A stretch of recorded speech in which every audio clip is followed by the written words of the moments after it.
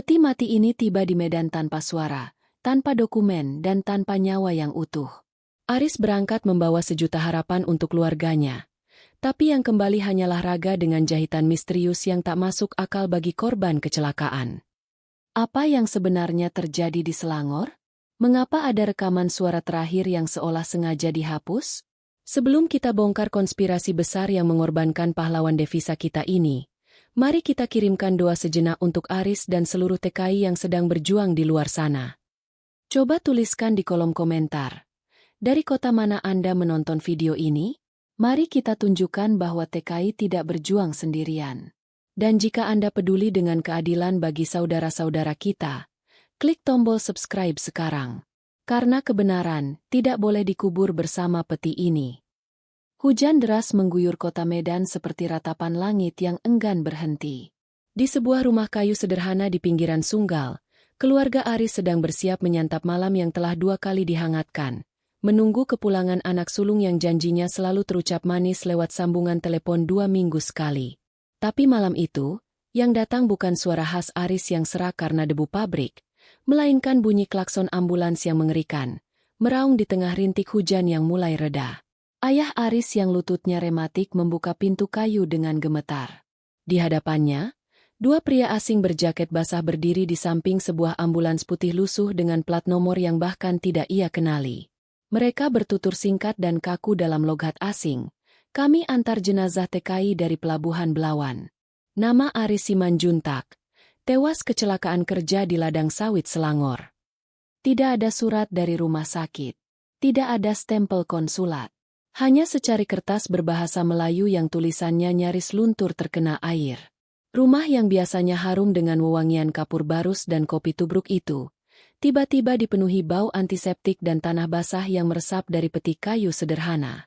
Sang adik bungsu, Rina, gadis yang paling dekat dengan Aris, merasa kepalanya berdenyut hebat saat peti dibuka di ruang tamu sempit yang juga menjadi tempat Aris biasa merebahkan punggungnya selepas pulang membanting tulang di pasar. Kain kafan putih itu terangkat, dan cahaya lampu minyak menyorot wajah yang masih dikenali. Dagu lancip, alis tebal, dan bekas luka kecil di pelipis kanan. Kenangan masa kecil saat Aris jatuh dari sepeda. Tapi tawa dan kenangan itu lenyap seketika ketika Rina meminta peti dibuka lebih lebar. Dalam sekilas, punggung jenazah yang diperlihatkan karena posisi miring memperlihatkan sesuatu yang membuat darahnya berhenti mengalir. Sebuah jahitan operasi yang memanjang tidak wajar, dari pangkal leher hingga tulang ekor. Bukan jahitan kasar untuk menutup luka kecelakaan.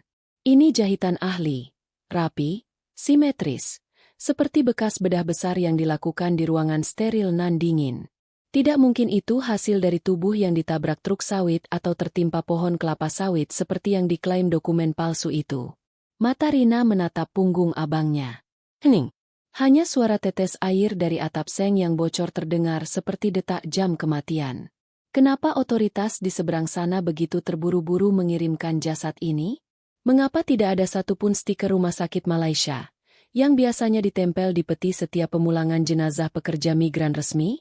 Lalu, yang paling mengganjal, kenapa tidak ada keluarga atau rekan kerja yang mendampingi pengantaran jenazah dari pelabuhan? Padahal biasanya mereka menghormati tradisi mengawal sampai ke kampung? Hujan di luar mulai reda, tapi badai sesungguhnya baru saja lahir di ruang tamu mungil itu. Rina memejamkan mata, mencoba mengingat suara abangnya seminggu lalu melalui sambungan telepon yang terputus-putus. Dik, kalau ada apa-apa, jangan cari aku dulu. Begitu bisik Aris sebelum salurannya mati. Saat itu Rina mengira jaringan seluler sedang buruk. Sekarang dia mengerti. Itu bukan masalah sinyal. Itu adalah teriakan minta tolong yang gagal didengar dunia. Dan misteri terbesar malam itu bukanlah siapa yang membunuh Aris. Melainkan, luka jahitan di punggung itu hanya mungkin dibuat jika jantungnya masih berdetak. Aris, atau siapapun yang terbujur di dalam peti itu, mungkin masih sadar ketika sesuatu yang berharga di dalam tubuhnya mulai diambil satu persatu. 2 hari setelah pemakaman yang diguyur hujan deras, rumah duka di Sunggal mulai sepi oleh ucapan takziah. Rina duduk bersandar di dinding kamar abangnya yang kini hanya tersisa bau tembakau dan mimpi-mimpi yang gagal berlabuh. Tangan gadis itu meraba-raba saku jaket jeans biru yang tergantung di belakang pintu. Jaket terakhir yang Aris kenakan sebelum berangkat ke Malaysia 6 bulan lalu. Kainnya sudah kusam, terkena minyak sawit dan debu jalanan. Tapi Rina tak pernah mengizinkan siapapun mencucinya. Hingga jemarinya menyentuh sesuatu yang keras di kantong dalam. Sebuah ponsel. Bukan milik Aris. Rina menariknya keluar dengan hati berdebar tak karuan. Benda itu terasa dingin di telapak tangannya yang basah oleh keringat dingin. Layar retak seperti sarang laba-laba. Casing hitam lusuh dengan stiker bendera asing yang tak ia kenali. Saat tombol daya ditekan, layar menyala biru pucat menerangi ruangan temaram. Bahasa yang muncul bukan bahasa Indonesia, bukan pula bahasa Malaysia. Aksarnya miring dan asing, seperti coretan anting-anting di batu nisan. Rina hanya bisa menebak itu bahasa Thailand atau Myanmar, bahasa para pencari napas yang tersesat di ladang-ladang kontrakan asing. Jantung Rina berdegup begitu keras hingga dia bisa mendengar gemuruhnya di telinga. Jari-jarinya gempar membuka galeri. Dan di sanalah dunia tempatnya berdiri runtuh satu persatu. Video pertama, latar belakang rimbun pohon sawit yang tak berujung, senja jingga yang perlahan mati ditelan kabut pekat. Dan di tengah kegelapan yang menghimpit itu, Aris berlari. Kakinya menginjak lumpur basah yang menciprat ke lensa kamera. Wajahnya tidak terlihat jelas karena goncangan, tapi suaranya, suara yang Rina hafal sejak dalam kandungan, kini berubah menjadi isakan tersengal yang merobek udara. Dia berteriak, memekikan sebuah nama desa. Nama desa mereka sendiri. Nama seseorang yang masih tinggal di sana. Bujuk tua, mereka tahu. Aris terisak dalam rekaman itu. Suaranya pecah seperti kaca jatuh di lantai semen. Bujuk, jangan percaya agen. Rina menghentikan video. Matanya sudah basah, tapi bukan air mata. Ini adalah rasa takut yang merembes dari pori-porinya. Siapa yang memegang ponsel ini saat merekam pelarian maut abangnya di perkebunan sunyi itu? Larinya sangat liar. Seperti rusa yang dikejar macan. Bukan lari orang yang selamat. Itu lari orang yang tahu ia akan mati sebentar lagi. Di video kedua, gambarnya lebih pendek namun lebih mengerikan. Aris bersembunyi di balik tumpukan tandan sawit mentah. Napasnya tersengal-sengal. Di kejauhan, terdengar suara orang-orang berteriak dalam bahasa yang sama dengan yang ada di layar ponsel ini. Mereka membawa pentung dan lampu senter. Mereka sedang memburu. Dan di tangan Aris, ponsel ini terbalik. Sesaat kamera merekam wajahnya yang pucat pasi, bibir pecah-pecah, matanya merah seperti habis menangis semalaman. Lalu rekaman itu berakhir dengan suara benturan keras dan layar yang tiba-tiba gelap. Rina duduk terpaku di lantai yang dingin. Ponsel ini, ponsel retak bertuliskan aksara asing ini, bukanlah milik abangnya. Itu milik seseorang yang berada di lokasi yang sama saat kematian Aris. Tapi kenapa benda ini ada di jaket abangnya? Apakah itu tertukar dalam kepanikan? Atau sengaja diberikan sebagai pesan terakhir? Lalu, siapakah pemilik asli ponsel ini? Apakah dia juga dikejar-kejar maut di perkebunan itu? Atau jiwanya kini sudah lebih dulu menghuni liang lahat di tanah asing tanpa nama? Hujan kembali jatuh di luar jendela kamar. Suaranya seperti hentakan ribuan kaki yang sedang lari. Lari dari sesuatu yang tak terlihat. Rina menggenggam ponsel itu erat-erat. Sampai lengannya gemetar. Di balik layar retak itu, ada satu misteri yang lebih mengerikan dari kematian abangnya. Di desa mereka sendiri, di antara orang-orang yang ikut menguburkan jenazah seminggu lalu, ada seseorang yang namanya disebut Aris di detik-detik terakhir hidupnya. Dan orang itu, sebut saja bujuk tua, adalah kerabat yang ikut meminum kopi di rumah duka, ikut menaburkan bunga ke pusara, dan ikut mengusap air mata Rina dengan tangan yang sama yang mungkin telah mengantar Aris ke pelukan ajal di kebun sawit yang sepi. Malam keempat setelah pemakaman, udara di rumah kayu itu terasa seperti timah, berat, dingin, dan mematikan. Rina belum bisa tidur sejak menemukan ponsel asing di jaket abangnya. Matanya sembab. Tenggorokannya terasa perih menahan tangis yang tak mau keluar. Di ruang tamu, ayahnya tertidur di kursi anyaman dengan Alkitab terbuka di pangkuan. Napasnya pendek-pendik seperti orang yang takut mati dalam mimpi. Dan di dapur, ibunya masih mengepel lantai. Pekerjaan ritual yang tak ada habisnya. Seolah dengan menggosok noda karat di lantai semen, Ia bisa sekaligus menghapus kenyataan bahwa anak sulungnya telah dikubur dengan luka jahitan misterius di punggung. Lalu telepon rumah itu berdering. Suaranya memecah hening seperti pisau mengiris kain kafan. Rina sempat ragu. Siapa yang menelepon pukul 11 malam? Tetangga? Polisi? Atau agen yang memberangkatkan Aris dulu? Tangannya terulang perlahan. Dan saat gagang telepon yang dingin dan sedikit lengket karena usia itu menyentuh telinganya, Rina tidak mendengar salam. Yang ia dengar pertama kali adalah suara isak tangis yang diredam. Bukan isak biasa. Itu isak orang yang menangis sambil menutup mulut, agar tidak ada yang mendengar, agar tidak ada yang tahu bahwa ia takut setengah mati. Desah napas dari seberang terdengar seperti angin yang lolos dari celah peti mati. Kemudian, suara itu, laki-laki dewasa dengan logat Melayu Malaysia yang kental, mulai berbisik cepat, terbata-bata, seperti orang yang sedang membaca wasiat terakhir di tengah kebakaran. Ini tentang Aris. Aris dari Medan. Dengar, jangan tuntut apa-apa. Jangan cari keadilan. Kalau kau mahu selamat, lupakan semua.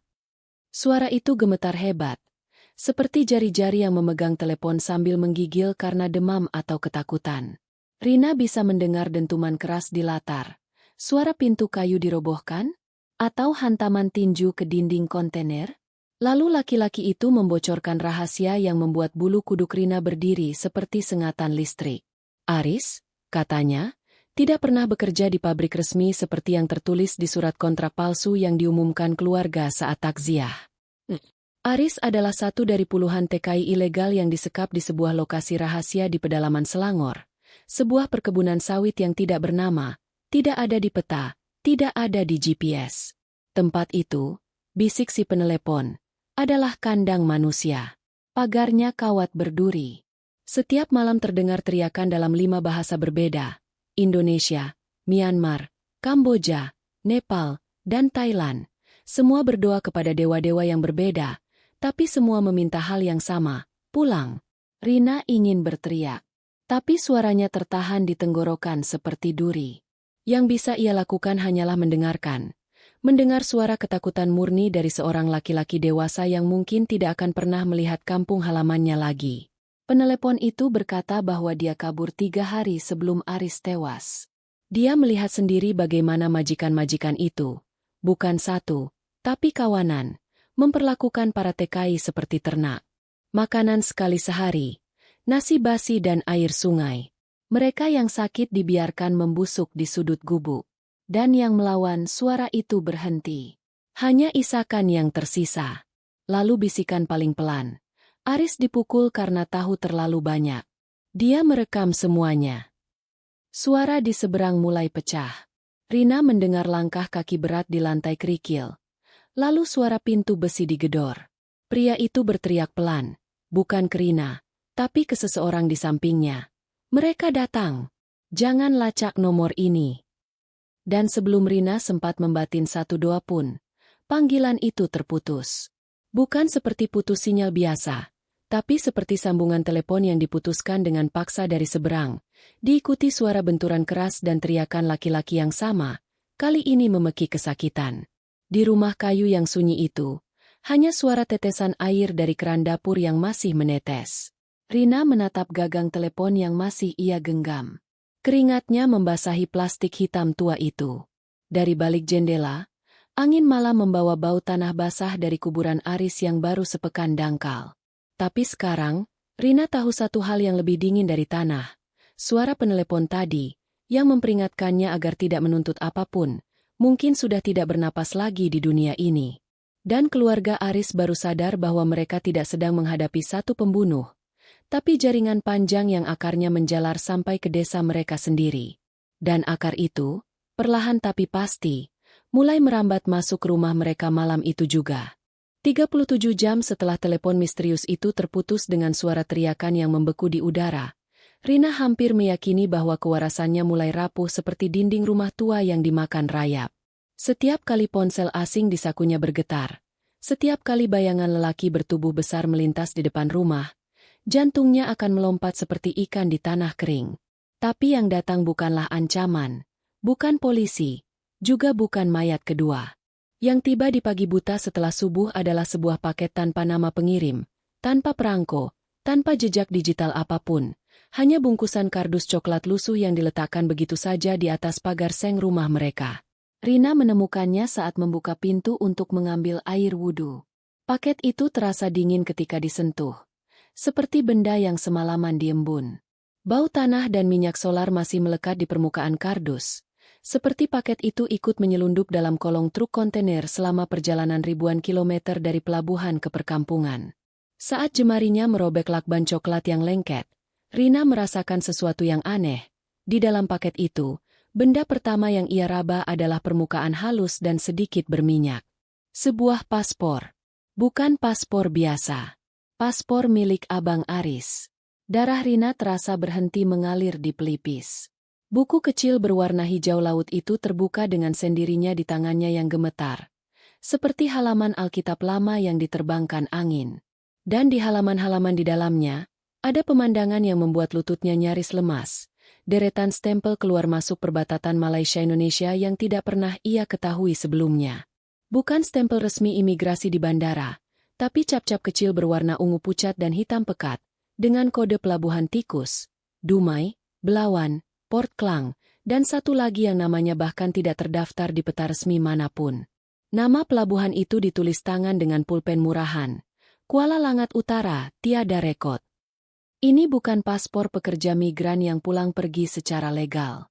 Ini adalah buku harian pelarian seorang pria yang setiap minggunya harus berganti identitas. Setiap malam tidur dengan satu mata terbuka. Setiap napasnya adalah doa agar tidak ditangkap atau dibunuh. Dan di sela-sela lembaran paspor yang sudah menguning di tepinya karena terkena keringat dan air hujan, jari Rina menyentuh sesuatu yang keras dan tajam. Sebuah benda logam kecil yang ternyata adalah kunci loker. Kunci loker stasiun bus Kuala Lumpur. Tapi bukan itu yang paling mengerikan. Saat Rina membalik halaman terakhir paspor, sebuah sobekan kertas jatuh ke pangkuannya. Kertas itu dilipat rapi, dan saat ia membukanya dengan hati-hati seperti membuka perban luka lama, matanya langsung tertuju pada satu hal, sebuah kode angka yang ditulis dengan sesuatu yang sudah berwarna coklat kehitaman, mengering, dan mengelupas di tepi-tepi goresannya. Rina mengenali bau itu. Sebagai anak yang sering membantu ibunya membersihkan luka ayahnya yang sering jatuh dari sepeda motor, Rina hafal benar bau darah. Ini bukan tinta. Ini darah. Masih asli. Masih bau anyir logamnya saat hidungnya tanpa sadar mendekat. Kode itu tertulis dengan tangan yang gemetar. Angka 6 digit. 197704. Tanggal lahir Aris. Rina langsung tahu itu. Tapi kenapa darah? Kenapa bukan tinta? Apa yang begitu berharga di dalam loker itu sehingga Aris, atau orang yang mengirim paket ini, memilih untuk menulis petunjuknya dengan darah, seolah kertas itu sendiri adalah saksi bisu dari sesuatu yang sangat personal dan sangat mematikan? Rina duduk di lantai tanah, punggungnya bersandar pada lemari kayu tempat Aris dulu menyimpan piala-piala lomba lari semasa SD. Paspor masih tergenggam di tangan kirinya, kunci loker di tangan kanan, dan kertas berdarah itu di pangkuannya.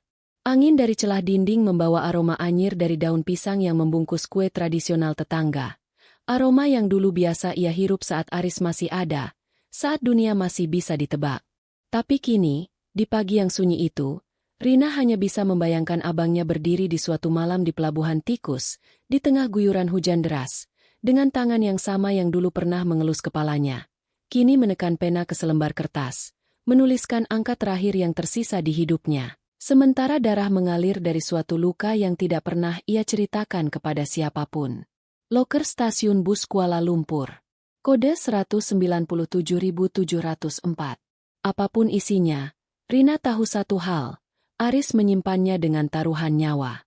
Dan sekarang, beban itu jatuh ke pundaknya yang hanya bisa menangis tanpa suara di atas lantai yang dingin, sementara matahari pagi yang buta mulai menyusup masuk, menyoroti kertas berdarah itu hingga terlihat berkilat seperti saksi bisu dari dosa-dosa besar yang belum diadili. Perjalanan darat dari Medan ke Kuala Lumpur biasanya hanya memakan waktu 8 jam dengan pesawat.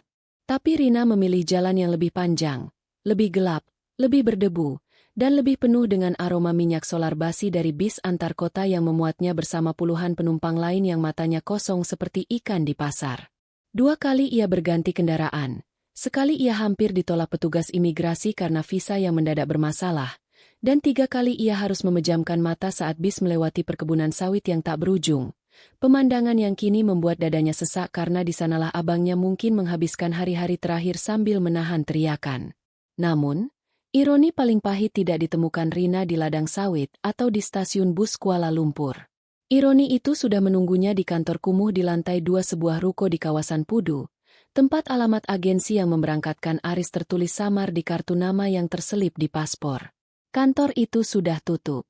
Papan namanya dicopot paksa, meninggalkan bekas paku berkarat di dinding bata yang lembab. Tapi tetangga warung kopi di bawahnya, seorang perempuan tua dengan gigi ompong yang mencium bau cerutu mahal dari Kuwait, mengingat dengan jelas siapa pemilik agensi itu. Dia orang Medan juga. Kerabat dekat keluarga Simanjuntak. Sering bawa anak buah baru setiap bulan. Kerabat dekat. Rina berdiri di trotoar yang becek, merasakan hujan gerimis Kuala Lumpur yang dingin menusuk ubun-ubun. Kata-kata itu berputar di kepalanya seperti pisau yang ditusukkan perlahan. Kerabat dekat. Dalam bayangannya, ia segera mengingat seorang pria paruh baya dengan senyum yang terlalu lebar dan tangan yang selalu basah oleh keringat. Bujuk tua, panggilan keluarga. Namanya Robert Sihombing, sepupu dari neneknya. Orang yang sama yang namanya disebut Aris dalam video di ponsel asing itu. Orang yang setiap lebaran duduk di kursi terdepan saat keluarga Simanjuntak berkumpul, memotong kue nastar dengan pisau yang sama yang kini mungkin telah merancang peti mati untuk keponakannya sendiri. Bukan kecelakaan. Bukan kerja paksa. Bukan juga sindikat penculikan TKI ilegal sembarangan. Fakta mengerikan itu terkuak lembar demi lembar saat Rina nekat menemui seorang pengacara lokal yang dikenal aktif membela buruh migran. Di ruangan sempit ber-AC terlalu dingin, pengacara itu menunjukkan kepadanya berkas-berkas hasil investigasi bawah tanah, pola pemberangkatan TKI ke lokasi tertentu, catatan medis aneh dari klinik-klinik abal-abal di Selangor, dan yang paling mengerikan, sebuah jaringan rumah sakit swasta yang diduga menerima pasokan organ tanpa prosedur legal. Aris, kata pengacara itu dengan suara datar seperti membaca laporan cuaca, tidak dibunuh karena melawan atau karena kecelakaan.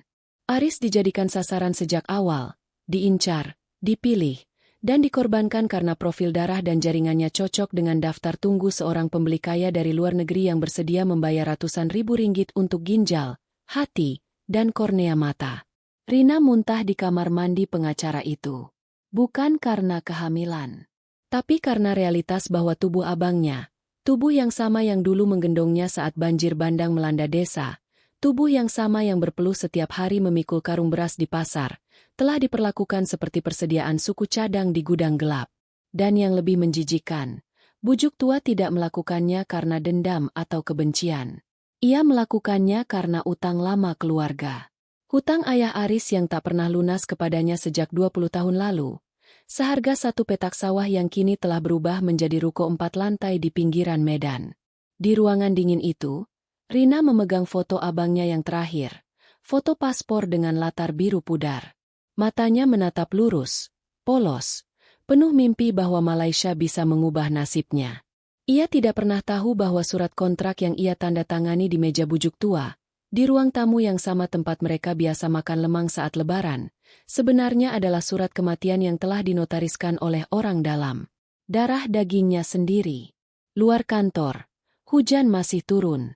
Rina menatap telapak tangannya yang kosong. Di dalam genggaman itu, ia merasakan beban yang tak terlihat. Bukan hanya kesedihan karena kehilangan abang, tapi rasa malu yang membakar karena mengetahui bahwa orang yang menggali kuburan Aris, yang membungkusnya dengan kain kafan yang terlalu pendek, adalah orang yang setiap pagi mengucapkan, "Tuhan memberkatimu," saat berpapasan di jalan desa. Dan di balik jendela kaca yang berembun, Rina bersumpah dalam hati, pengkhianat tidak akan pernah tidur nyenyak lagi. Karena kematian Aris bukanlah akhir dari segalanya. Itu hanya awal dari pembalasan yang tidak akan tertulis di kitab hukum manapun. Loker nomor 197704 di stasiun bus Kuala Lumpur ternyata tidak semegah yang Rina bayangkan.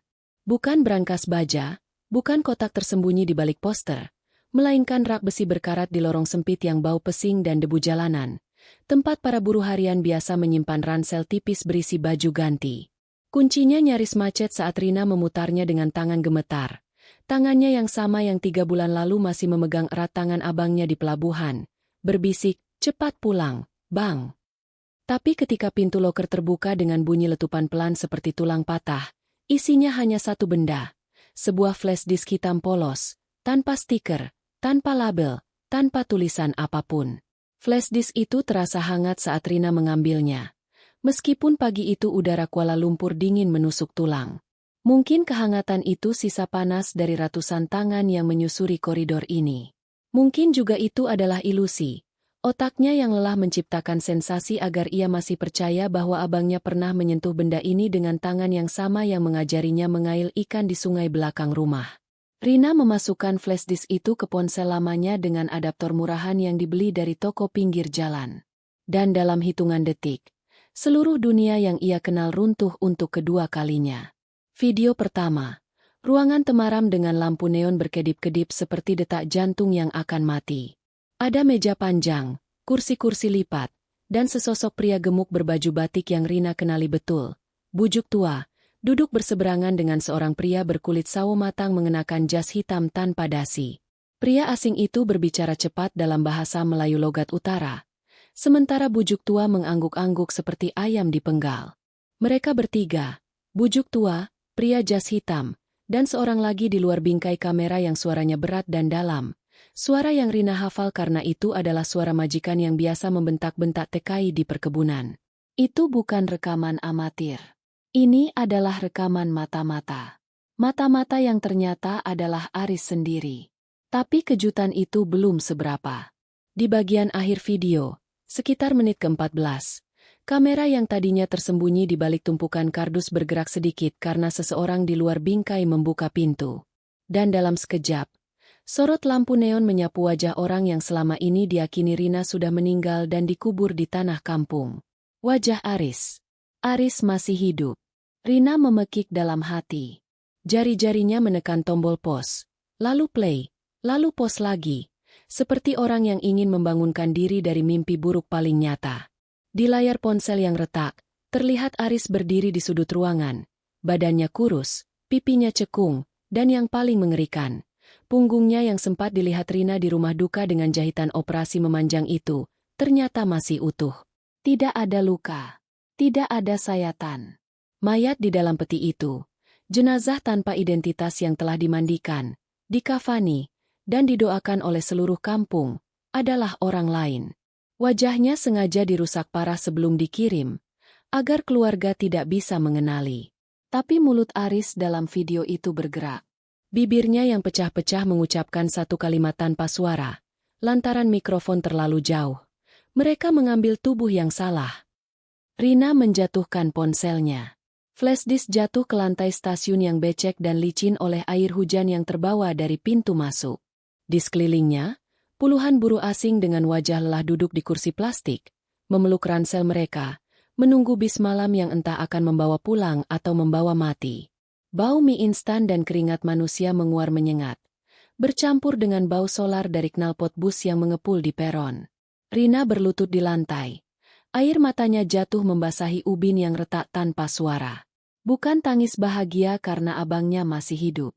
Bukan tangis lega karena mayat yang dikubur bukan darah dagingnya. Ini tangis kemarahan murni. Tubuh siapa yang selama ini mereka rawat di pusara? Siapa pria malang yang wajahnya hancur di dalam peti itu? Apakah ia juga punya ibu yang menangis di rumah kayu kecil di kampung yang berbeda? Apakah ada keluarga lain di Indonesia yang mengusap pusara tanpa tahu bahwa di dalam tanah itu bersemayam anak orang yang tidak pernah mereka kenal? Rekaman terakhir flash disk itu memperlihatkan Aris melarikan diri. Lagi, keluar dari ruangan itu saat para pria berjas asyik menghitung uang. Namun tidak seperti video di ponsel sebelumnya yang menunjukkan lari penuh kepanikan. Di video ini lari Aris lebih terukur. Ia tahu kemana ia pergi. Ia sudah merencanakan semuanya. Bahkan kematiannya sendiri, palsu, diperankan oleh jenazah orang lain yang dipesan oleh sindikat itu setelah urusan organ gagal total karena jenis darah Aris tidak cocok di menit-menit terakhir. Aris tidak mati karena kecelakaan, tidak mati karena perdagangan organ, tidak mati karena kerja paksa. Aris mati, secara administrasi, secara sosial, Secara dunia, di atas kertas. Tapi secara fisik, ia menghilang. Masih di suatu tempat. Masih dengan paru-paru yang menghirup udara yang sama dengan Rina. Masih dengan jantung yang berdetak di dalam dada. Dan sekarang Rina berdiri di stasiun bus yang bising, dengan telapak tangan yang kosong dan kepala yang penuh pertanyaan. Jika mayat di kampung bukan abangnya, lalu siapa yang menemani ayahnya setiap malam di depan televisi yang mati? Jika Aris masih hidup, kenapa ia tidak pernah muncul? Apakah karena ia tahu bahwa kembali ke desa berarti kembali ke lingkaran maut yang sama? Lingkaran yang pintu gerbangnya dijaga oleh bujuk tua dan utang sawah 20 tahun lalu? Lalu satu pertanyaan terakhir yang paling menghantui. Di mana Aris sekarang? Apakah ia berdiri di stasiun bus yang sama, di sudut yang gelap, menatap adiknya yang berlutut menangis tanpa berani mendekat? Atau ia sudah menjadi bayangan yang lebih tak terlihat dari asap? Hidup sebagai orang asing di negeri sendiri, mati sebagai nama di batu nisan yang salah? Lampu stasiun berkedip. Hujan di luar mulai reda. Dan di tengah kerumunan manusia yang saling tak mengenal, Rina mengangkat wajahnya. Flash disk itu masih tergenggam di tangan kanannya. Ini bukan akhir. Ini bukan juga awal. Ini adalah setitik cahaya di ujung lorong paling gelap. Cahaya yang mungkin akan menuntunnya ke abangnya yang tidak pernah mati. Atau mungkin justru akan menuntunnya ke kebenaran yang lebih kejam daripada kematian itu sendiri.